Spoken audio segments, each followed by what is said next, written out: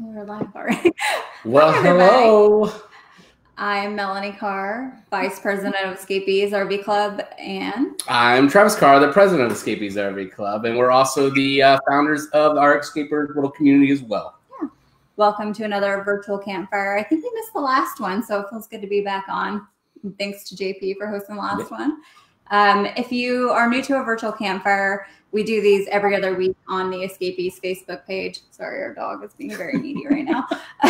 And they rotate between interviews with members, club topics, a little bit of education here and there, which is what we're going to do tonight, which is exciting. And we also like to go over a few club items while we have everybody here, and for those who are watching later, on what is happening in the club right now. If you have checked your member news or any of the newsletters that have gone out over the past week, you may have seen there will be a price increase to membership dues, and that will be effective November 1st. And it will just be a $10 increase to $49.95. But you do have until then to renew at the old rate of $39.95. We wanted to give you guys plenty of time to lock in that rate. And you can do 1, 2, or 3 years on that. So if that's of interest to you, make sure you get that done in the next month or so here. And just keep it rolling, Mom. You're on the ball. Do you want to say anything? No, go for it. Okay. We do have a new winter home base that was added, and it was actually just recently announced, but it is already sold out, unfortunately. It was very popular.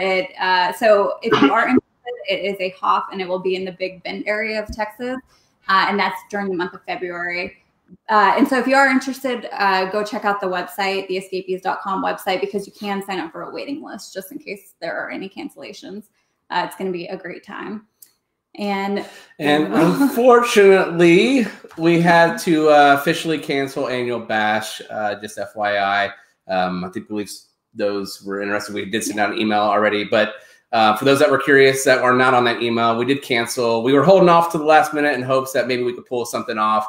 But the reality is it wouldn't be the bash we all know and love, and on top of the health and safety issues and concerns, we just decided to cancel it for this year. We're super upset about it, but we know there's plenty of time to plan for 2022 is what it'll be now. Mm-hmm. But please do keep up with those announcements. We are working on some stuff for the summer of 2021. And JP is working really hard to try to bring some stuff back into the community once it's safe to do so. So the Escapers newsletter, if you join on escapers.com, will be the first place you'll hear about that stuff. But we do try to post frequent updates onto the Facebook pages, and we talk about them in the Virtual Campfires as well. Mm-hmm. What do we have next? Oh, yay. So we do have some changes that are happening in the social media world.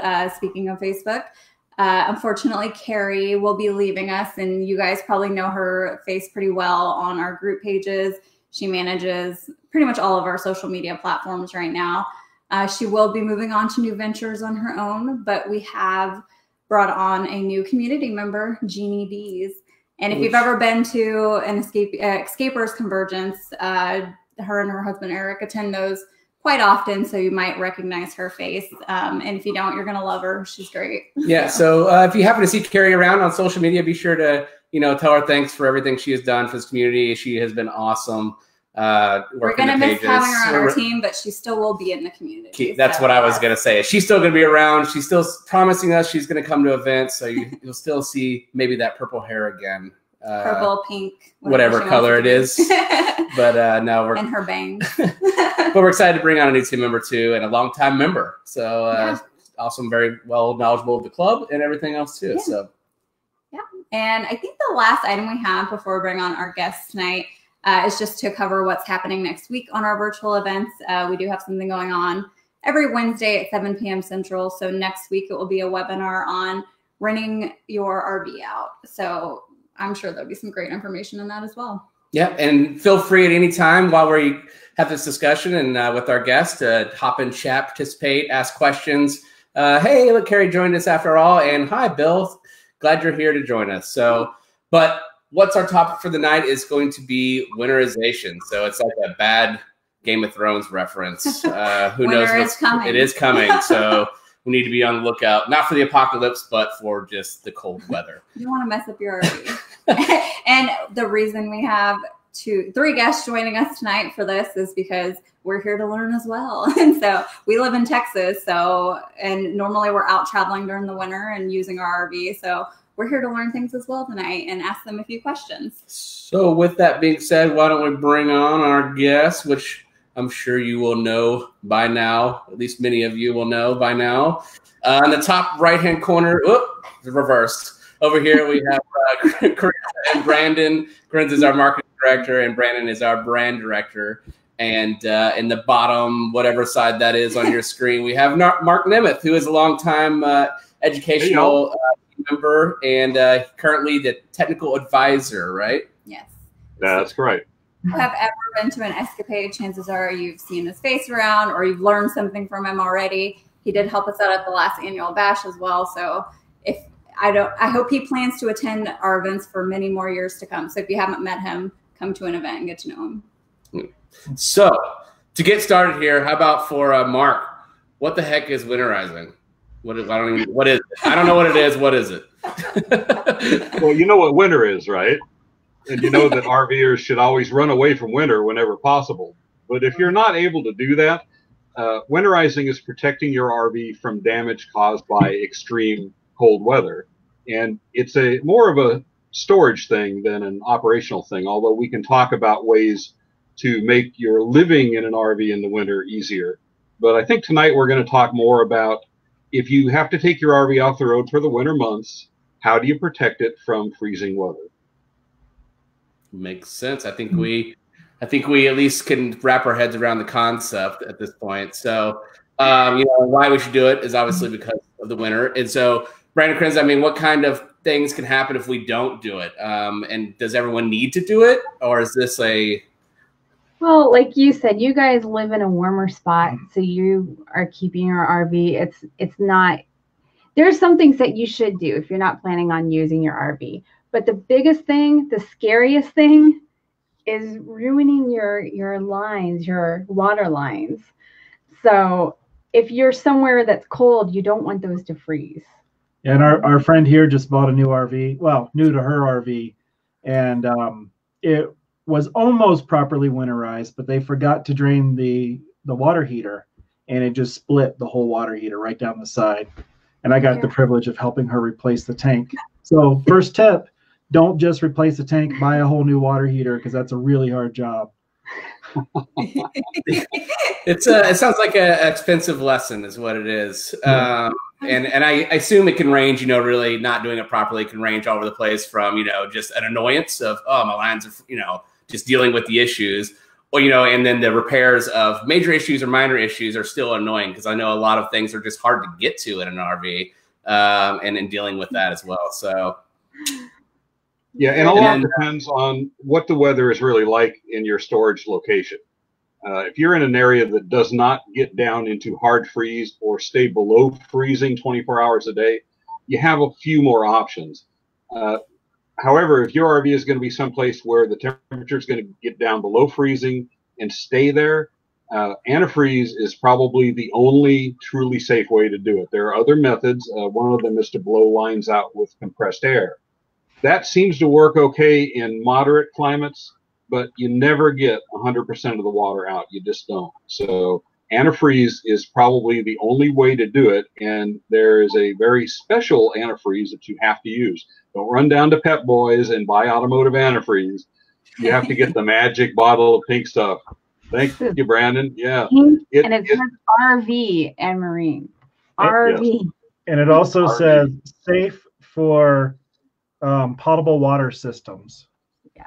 So this is pink, and it won't freeze down to -50, but it's also safe for your water system. If you used regular automotive antifreeze, then you're going to have a very expensive hospital stay.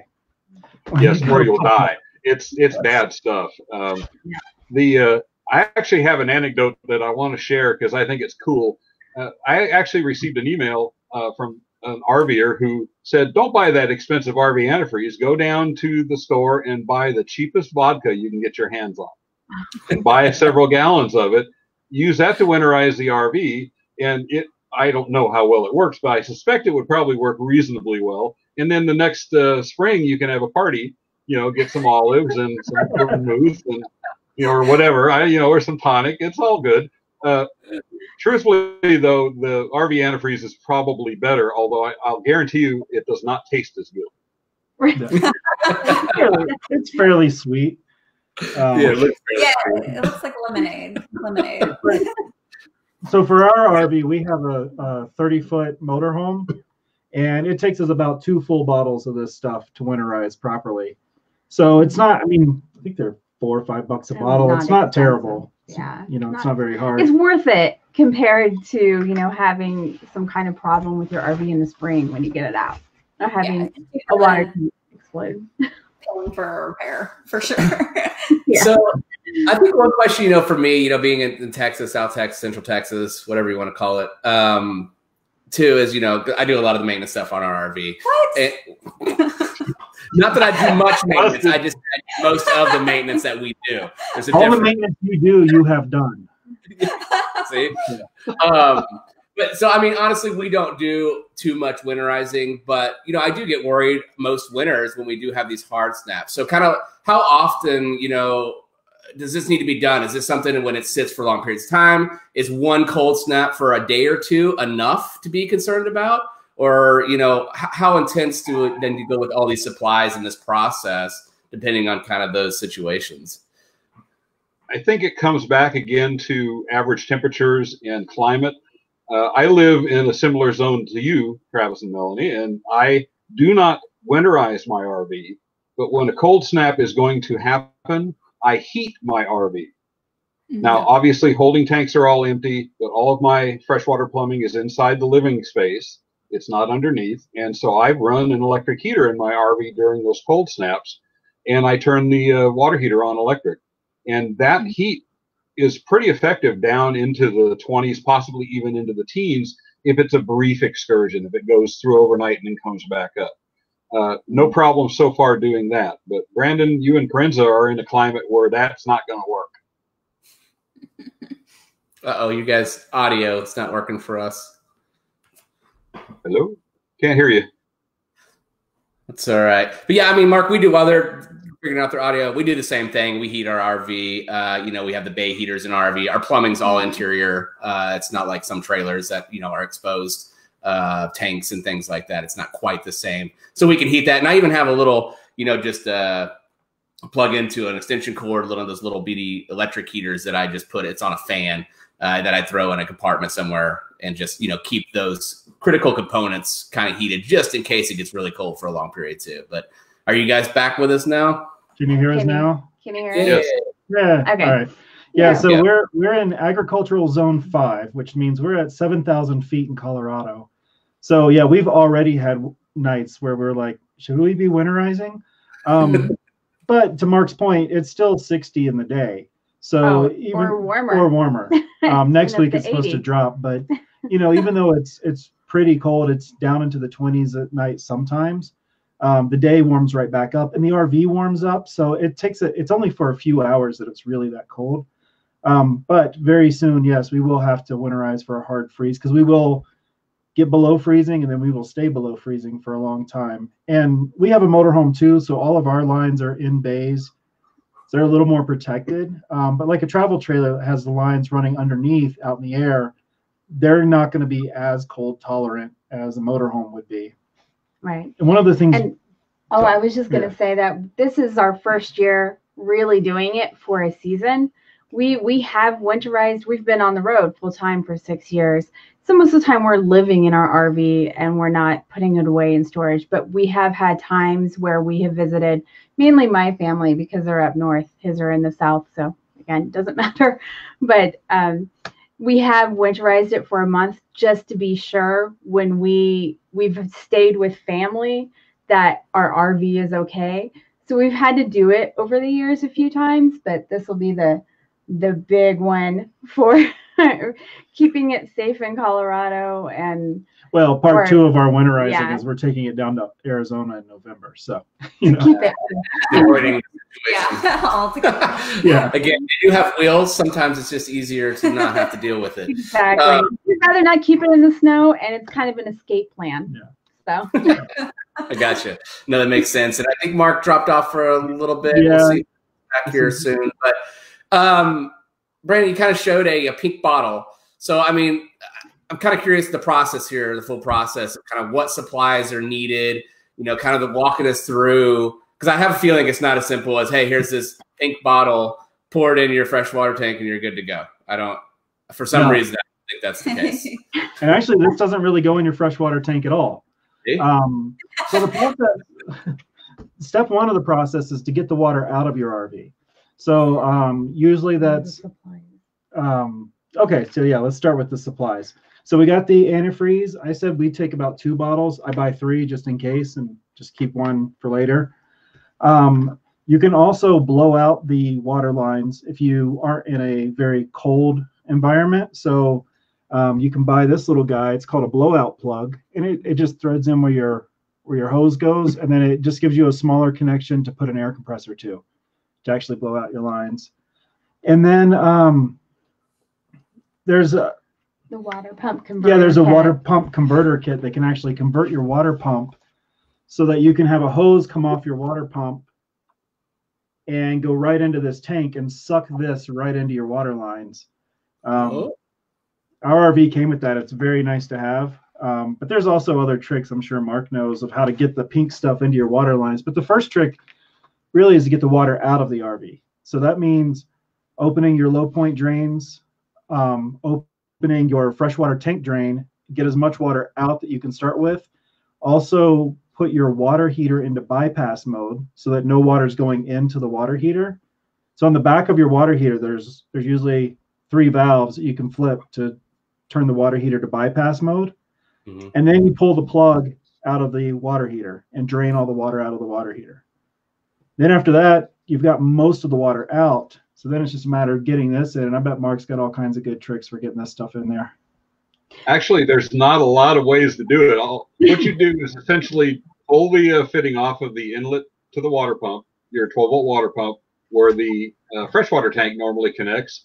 And they make little pipe kits that allow you to just screw a flexible hose onto that, drop it into the jug of antifreeze, and use the water pump to pump it in. Some RVs come with a kit that's already installed that gives you that hose available. All you do is flip a valve, and it changes the source to the pump from the freshwater tank to the antifreeze hose. But that's really the best way to get it in there. If you tried to pour it into your freshwater tank and pump it in from there, you run into 2 problems. 1, you need a lot of antifreeze. And 2, there's always going to be some water possibly left in that tank. And the thing with RV antifreeze, you really should not dilute it at all. Even a small amount of water reduces its freeze protection significantly. So the whole thing, get all the water out of the lines that you can before you start the antifreeze, and that helps eliminate that problem. One little tip too to make sure that you pay attention to is before you're pumping the antifreeze in is to remove or bypass any filters you have, because you don't really want to put any of your water filters and having the antifreeze go through them. Yeah, so if you have an ice maker on a residential fridge, you may have a water filter, and then we have an under sink filter for drinking water. So those have bypasses on them that we've installed. And then Steve is asking in the comments, what do you do to protect the gray and black tanks? And so before you do this process, also dump your gray and black tanks. So you get everything as much out of there as you can. And then when you go through the winterizing process, a lot of this is going to end up in your gray and black tank. And that'll help flow down to the low point where the valve is and help protect the valves and stuff. And then the tank will be mostly empty. So even if some stuff freezes and expands, it's got plenty of room to freeze inside the tank. So yeah, once you get this started pumping in, then you go to every water faucet in your RV and open the faucet until you see this come out of the drain, come out of the faucet. And as it's doing that, it's also going into the P traps under the sinks, and it's getting in the P trap, it's flowing into the gray tank. You're also going to want to run your toilet, your sprayer wand, and a lot of people forget the outside shower. You need to run the outside shower too, because that's the worst one. It's right outside. So that's the one that's going to freeze first. And it's the easiest one to forget, but you need to make sure to do that. And also go through and dump some of this into your drains, like your shower drain and everything. Just make sure that it does get in your P-traps. Everything. Awesome. Yep, that will generally protect you down to about 40 or 50 below. And I certainly hope you guys don't get that cold, but I know some people up in the Midwest, it gets that cold, and that will protect the plumbing system. But there are a lot of other things in your RV that are subject to being frozen as well that you have to consider. Things like foodstuffs, canned goods, cleaning products, all sorts of other things in your RV. It's best to remove all those items that have any potential for freezing and place them in your home or in some other, heated storage area. And also, your RV batteries are an issue for this as well. I don't want to get into a big battery thing, but in brief, you have to provide some way to keep those batteries charged, because a discharged battery can freeze. So it's important either to disconnect them or to provide electrical power to the RV so that the batteries can be kept up by the RV's charging system. And that's a whole nother topic. We'll do that next week. But that is a funny thing. Like I found out about batteries is like a charged battery can actually, it won't freeze as easy as a discharged battery, which seems weird, but that's how they work. So if they run flat, they'll freeze easily. If they're fully charged, they're good down to the kind of temperatures your antifreeze is. It's kind of surprising, but yeah. And a frozen battery is a dead battery. It's throwaway. Yeah. There's nothing you can do to reclaim it once it's frozen. And I know you don't want to get a battery discussion, but batteries are such a critical part of, RVs. And correct me if I'm wrong here, Mark, don't batteries at a lower temperature actually reduce their capacity off the get-go? So basically being colder outside means your batteries are not as effective. So they're already at a disadvantage. So keeping them charged by plugging them in. Yeah, the colder they are, the less capacity they have, although it's not a huge difference. And those of you who have lithium batteries, you need to be aware that those batteries have minimum temperatures that they can be safely operated at as well. And some batteries will be permanently damaged, the lithium will, if they get below a certain point. And I think it's like 20, 30, or 40 below. I mean, it's substantial, but if you're in a place where it gets that cold, you got to watch out for those batteries too. Yeah. And I know like a lot of the lithium batteries won't even charge below 28 degrees. Like you could still use them, but you can't put a charge in because they'll shut off. So they protect themselves. So basically move south or winterize. Yeah. There's a thing called a steering wheel, and you can use it to get to warmer places. Yeah. But with that too, we're talking about, some of the stuff specific to winter. But when you winterize, in most cases, I would assume you're kind of putting it up for storage for a month, 2 months, or at least the period. Otherwise, you probably wouldn't be going through that process in most cases. But so what other things? Are there just general storage tips that kind of go along with this? Like, your propane, rodents. Are there other things that we might consider or look into as well? Well, one thing is that when you are going to be stored for a long period of time in any weather, make sure your tires are properly inflated. It's a good idea if you're parked on concrete or asphalt to put something underneath the tire. Usually not a big problem on dirt or gravel. That helps prevent the volatile rubber components from leaching out of your tire. If you ever notice those black marks on cement where you've been parking, those are actually rubber compounds that are coming out of your tire into the cement. It's also a good idea to make sure that the RV is, protected from elements. If you're parked someplace where you get a lot of snow, be aware that you may have to remove some of that snow if it piles up deeply on the roof of your RV. Snow weighs a lot. RV roofs aren't real strong. And, also you want to make sure that, the battery charging thing is taken care of, and that the RV, if you decide to cover it, make sure to use a cover that is breathable. A blue tarp, probably not a really great idea. They tend to create condensation under them, and they can do a lot of damage to paint and such. So there's a couple things. Yeah, and you mentioned the food earlier, freezing, and another thing is with the food, just get it all out, because those mice, they want to be somewhere warm, and they will find it and smell it and get it. When in doubt, take it out. Yes. Basically, unless it's in a can, it needs to be out of there because they'll get into it. Yeah.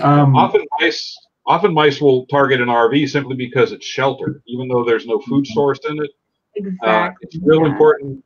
You know, there's a lot of people that swear by mothballs or flea collars or fresh cab or all these different things you can do. But I've found over the years that the only way to prevent mice getting in your RV is to mechanically exclude them. In other words, any opening large enough for a mouse to come through has to be filled with a mouse-proof substance. And to me, that's the only way that you're actually going to get on top of them if you're in a mouse-prone area. Yeah, one of the substances people like to use are these copper dish cleaning pads, and they use the copper because it doesn't rust. And mice don't really like it, but some people just kind of loosely put it around their hoses and stuff. But I don't think Mark thinks that's good enough. Yeah, you know, if you're trying to fill a hole, like a hole in the body of the RV where a pipe or a wire passes through, you can use that copper pad. But if it's a large enough hole, a larger critter like a rat can just push that copper pad right out of the way. So I like to secure it in place with some kind of an adhesive or a caulking compound. Epoxy can be used, something to make sure that it can't simply be shoved out of the way. But generally, mice don't like to chew on that stuff. So, but they will tug on it. I saw someone on the question here ask about TVs, and that's an interesting one. The newer LED TVs are pretty tolerant of low temperatures, but some of the older LCD TVs can have issues if they're allowed to get very, very cold. And the plasma TVs, which we don't have anymore, thankfully, those had a problem with it as well. If your TV is easy to remove, probably not a bad idea to bring it in, but if you have an LED based TV, they're pretty tough. No. Yeah, I had never thought about it, to be honest. I saw that question and was like, oh, that's interesting. I don't know the answer in the slightest on that. Yeah, interesting. Another thing I wanted to bring up on the storage is we tend to get like the big buckets of damp rid and put them in the RV during storage too. Because just the sunlight hitting the windshields and stuff can sometimes create condensation on the windshield if a lot of moisture gets in the RV. So we just get those just for those storage periods. Just to be extra safe. And another thing with food, I'm going to keep going back to food. That's your department? That's my department, yeah. We do clean out our fridge when we defrost it, and then we make sure it's really clean. And then we leave the doors open, and you need to make sure that they're propped open. Some RV fridges have the little lockout thing so that they won't actually lock and shut. But that's if they are shut, you can come back to some mold or different things that hasn't been thoroughly cleaned. And it is hard to get your fridge perfectly clean after so long. Yep. After you've had it many years. Yeah. Good idea. Cabinet doors, closets, those sorts of places open as well. Here, when we store, we're not fighting cold temperatures as much as we're fighting humidity. And very important to, like I say, have something that's going to help dry the air. An active humidifier is good, but they don't operate down much below about 35 degrees Fahrenheit. When it gets colder than that, an electric compressor dehumidifier will not run. It won't do anything. So the damp rid or other types of chemical things to desiccate the air are better for cold temperatures. And Steve, your question there about, I'm sorry, Travis, you want to? Oh yeah, it was just a couple of things. We actually open our fridge doors and drawers completely when we leave it, just so it doesn't mold and anything like that. I don't know if anybody else does that, but we're told that that's the smart way to move, to leave it. But the other thing too, for diesel owners, if you don't know, is be sure you have full diesel too, if it's going to sit, just because your diesel can condensate as well. And it's just better to store that way as well. So unless I'm crazy, but that's also always been told that too, just so we always park with our RV completely full on diesel. Right. Good idea for gasoline as well. If you're going to be stored for a period exceeding 3 months, you might want to think about a stabilizer like Stable in fuel. It's a good idea. If you're going to be 3 months or so stored, probably not necessary. If you're going into 4 to 6 months, it's a good idea to do it. And when you put it in the tank, fill the tank all the way to the top, and then operate the engine and also things like your generator long enough to bring that treated gas into them. Long storage periods where the RV is accessible and you're able to drive it. There's nothing better for an RV to take it around the block a few times every month or two. It's way better than just starting the engine and running it in place, because the engine's not the only thing that needs the exercise. Your tires will appreciate it. Your brakes will work much better. If you can do that, it's great. If you can't, well, best thing to do is fuel stabilize and you know, hope that when you get back there in the spring, it'll fire right up and run for you. Yeah. So Steve had a question about disconnecting the batteries. Is it good enough just to hit the battery disconnect switch? And not really, because the way RVs are designed, if you have power steps, those are still powered. Your carbon monoxide detector, your propane detector, those things are still powered, so they're still drawing. It's really better to either install a switch at the batteries or just pull the positive cable off the batteries and completely disconnect them from the system. Actually, the negative cable is the better one to choose. Because that's why I did that, because everybody learned. Always pull the negative side off first. You don't tend to get as many sparks that way. Yeah. I'm confident it's the negative cable you want to pull. You know, batteries are always going to be part of this, because batteries are expensive, and if you don't treat them right in a storage period, you're buying new ones in the spring. Yep. So I like to remove the batteries physically from the RV and place them someplace where they're not going to freeze, and where I can occasionally throw a charge on them overnight. There are great battery trickle charge type maintainers that are designed for battery use that will help.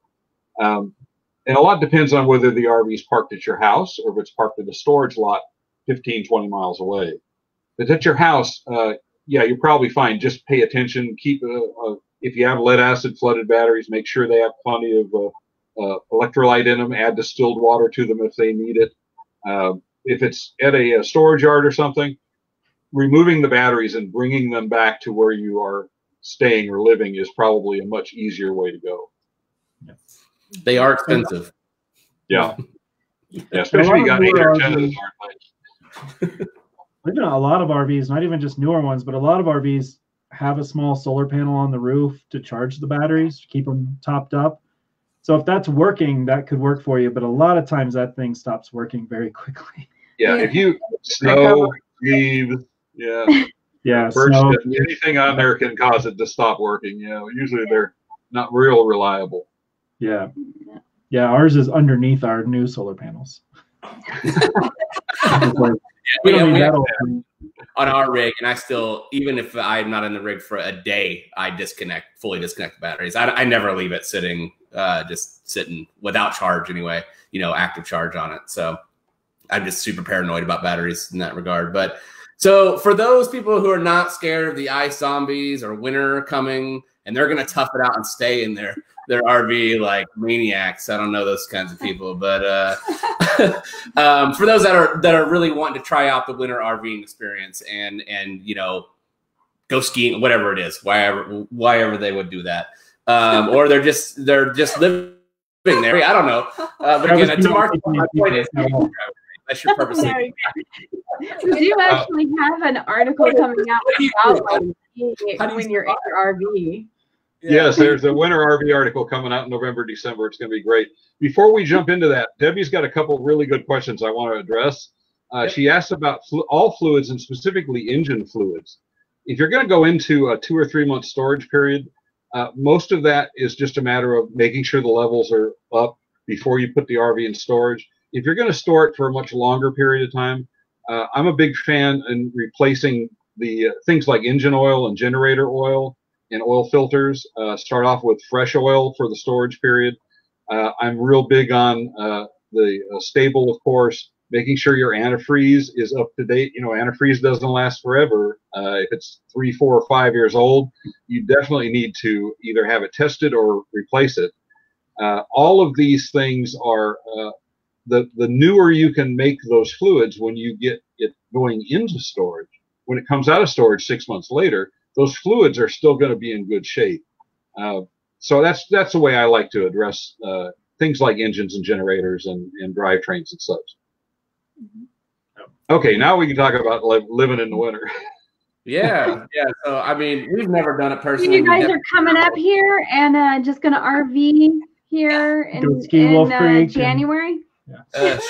Sure. And we would have already have left and stayed there because we're not driving in it. I can tell you that. So it would be the decision to stay there the whole time or to not come at all. And we, unfortunately, sorry to break it to you, have decided to not come.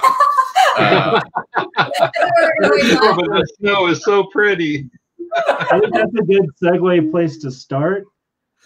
Just driving in the winter, if they're icing the roads, I mean, if they're salting the roads. Yeah, I hate it when they do that. Yeah, you got to get that off the RV because even though, you know, it's bad on cars, it's terrible on RVs because RV metal is nowhere near as thick and as heavily coated and protected as car metal is.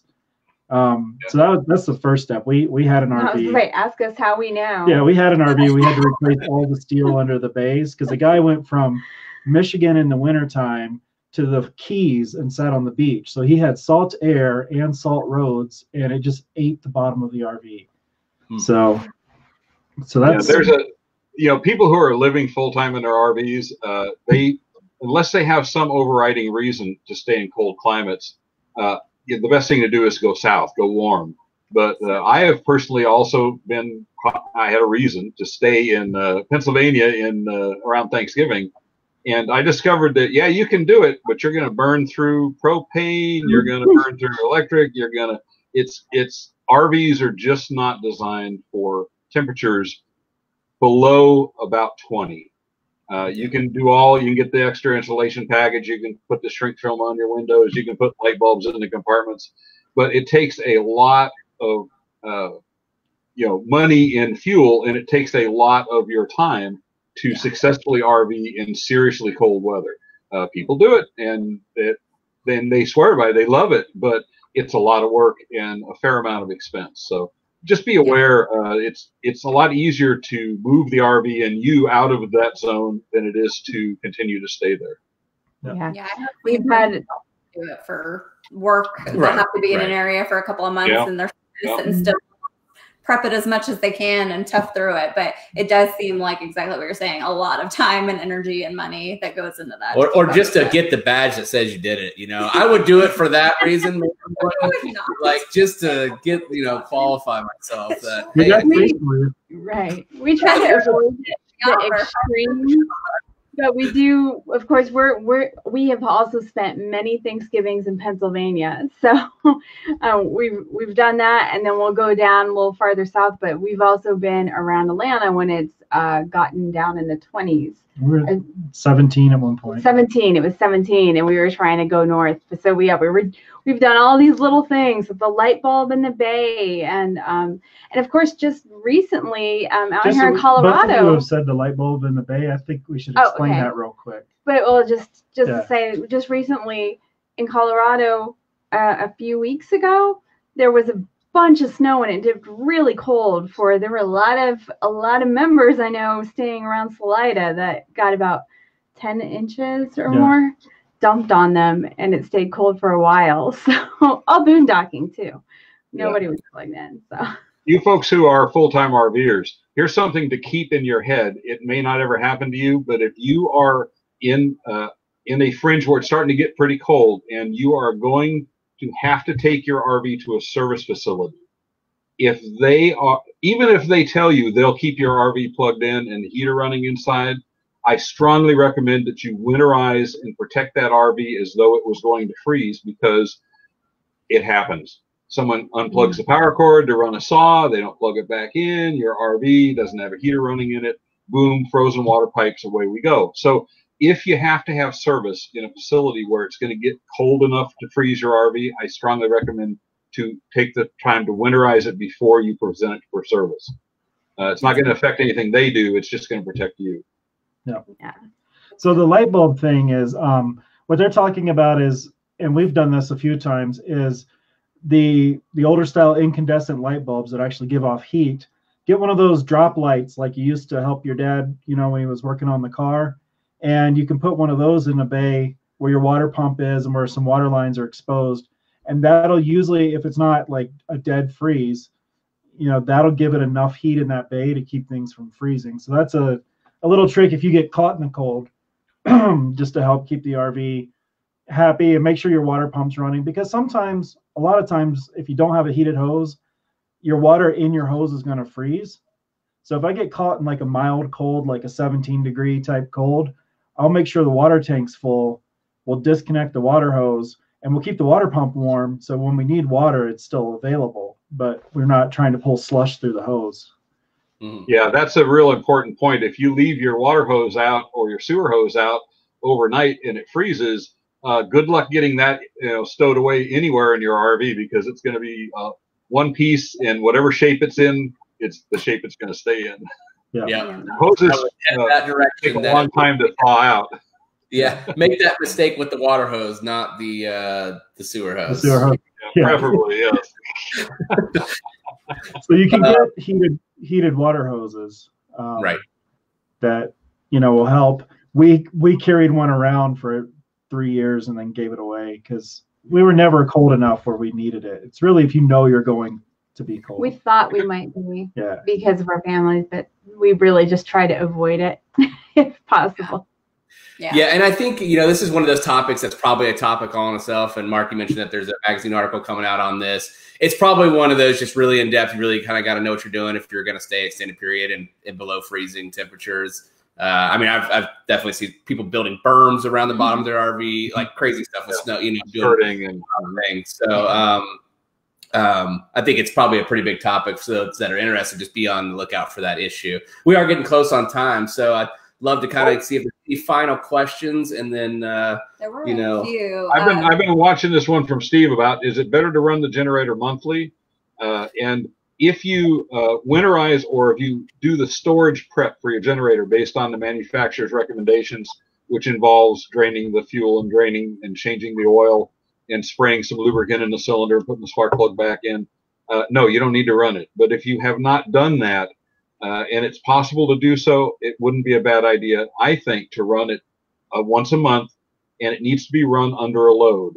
A single electric heater, 1500 watts, is enough of a load to give it some work to do, but you don't want to run them without a load at all, but you run them for about a half hour, 45 minutes, till they come all the way up to temperature. Otherwise, it's better to put them into storage, long-term storage mode over the winter, and then they usually come right back very easily the next spring. Good to know. And you can use there's a product called Seafoam that you can spray into the cylinder. Good stuff. Yeah, I just winterized my wood chipper, and then I got out my snow blower so I can change its oil, make sure it's running. Oh my God, you have a snow blower! Oh, you make me feel so good. We have one anymore. Yeah. Oh, I was just gonna say, you still live in Colorado? So you hear all the stuff you're listening on? Yeah. We're gonna get our badge this winter, and then we're gonna leave. There you go. You mentioned something quickly about the skirting. I mean, the biggest thing to help keep an RV warm is to reduce the airflow underneath the RV, because when the cold air is blowing underneath the RV, it makes the floor cold. That transmits right in. But that's really only something you can do, you know, either if you have skirting, you can get skirting that you can install really quickly that kind of snaps onto the bottom of the RV, or people will use like the pink foam insulation panels and build it. But that's more if you're going to be stationary, you know, for some time, where it's worth the effort of building a skirt. Yeah. Yep. I think and then, on that stuff I think there was on our end. Another question here. Chris asked, should you let the sink strip if you're living in it? Let the sink strip so the water lines don't freeze. So I'm sure it will definitely keep your lines. You know, I've heard that people doing that. However, I will tell you, as a campground operator, please don't. Bad idea. Yeah. Right. Everybody in the campground lets their sink drip. Whatever septic system the campground has, it will be overwhelmed before morning. Exactly. That adds up in a big hurry. Yeah, exactly. Far better to disconnect and just run on internal water, like you said, Brandon. And like, you know, in an RV, your water lines aren't going through the walls like they are in a house, where you might you might drip them in the house because they're trapped in the wall and you can't really get them warm. But you can also just, in an RV, you can just open all your cabinets under your sinks, and that'll let the warm air from the inside, because you're in there keeping it warm. So you're going to be keeping it probably 60 degrees or higher. It'll let that 60-degree air get into the water lines that way, so you don't have to drip it. You do that in the house too. Just in a crazy cold house, yeah. Yeah. No, not when it's really we can't cold. do it here. We got a water tank and a cistern. No, you still open your cabinet doors under the sink. Oh yeah, that. Yes. But I'm just saying it works extra good in an RV. Yeah. But the reality of the truth behind that question, I've never lived in the cold. Yeah. You're exactly right, though, Brandon. That you being in it is enough to really keep those warm. Just disconnecting your external water hose from the water line, filling your tanks, using your water pump, that is really the best way to keep your water going until you can hook back up again when it's, warmer weather. So. Yeah. And then Amy's got the best tip of all in the comments is drive south. That's how you winterize. Yeah. That's why our RV is going to spend its winter in Arizona while we sit up here. Yeah. But then we have a 4-wheel drive vehicle. We can drive over the snow and get down there and leave when I freak out. Yeah, that way you can get out if you want. Yeah, smart. Yeah. Have an exit strategy? What? That's a thing? Exactly. That's another thing is, driving a big RV in snow and ice and all that is way more dangerous than trying to drive your car around in snow and ice. So you really don't want to be trying to do that. Don't do it. It's really people, I have a good friend of mine from the military days who was, wanted to take his family RVing, and they wanted to go in winter. They were going to rent a little trailer, and I won't name his name, but and bring his family. Like, hey, can we go to Colorado in like December? And I was like, no. He's